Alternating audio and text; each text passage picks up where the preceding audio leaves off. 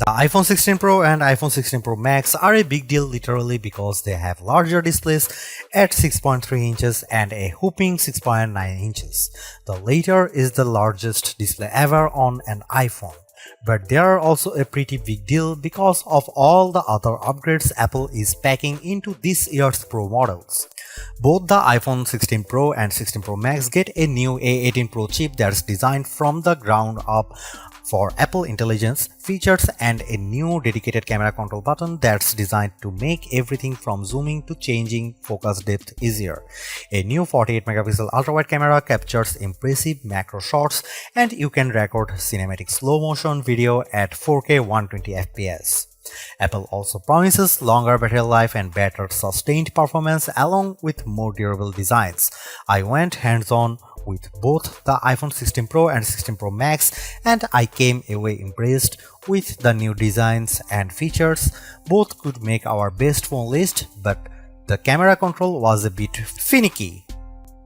The iPhone 16 Pro and 16 Pro Max start at $999 and $1,199 respectively and go on sale September 20. Pre-orders start Friday, September 13. The iPhone 16 Pro starts with 128GB of storage and the iPhone 16 Pro Max has 256GB standard. You can get 256GB on the regular Pro for $100 more, 512GB for $1,299 and 1TB for $1,499. The iPhone 16 Pro Max costs $1,399 for 512GB and $1,599 for 1TB.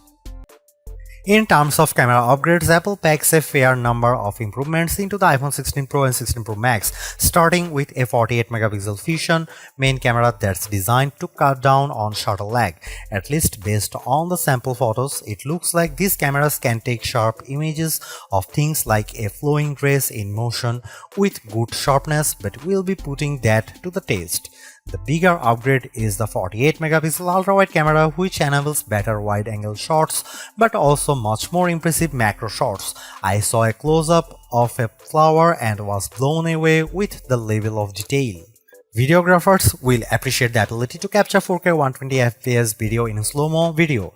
I saw a video of a guy on a motorcycle and when things slowed down, I could see his jacket rippling in the wind. The audio capture gets an upgrade too while recording video thanks to improved studio quality mics. You can make it sound like the video was recorded in a studio or make the vocal tracks front and center with environmental noises in the background. You decide, and the wind reduction is improved too. The A18 Pro chip inside the iPhone 16 Pro and Pro Max series promises a major speed boost, which makes sense because Apple wants these phones to be fully optimized for Apple Intelligence. The CPU promises to be 15% faster while using 20% less power, and there is a fast neural engine for machine learning tasks. So, what can you do with this extra oomph? I summarized a long notes in the Notes apps in just a few seconds, and you can do things like create images in Image Playground and quickly summarize a long email thread. A new Siri is also on the way to handle all sorts of tasks and have more natural conversations, but that's coming in October in English fast. Gamers will like the A18 Pro's beefed up 6-core GPU, which promises better visuals.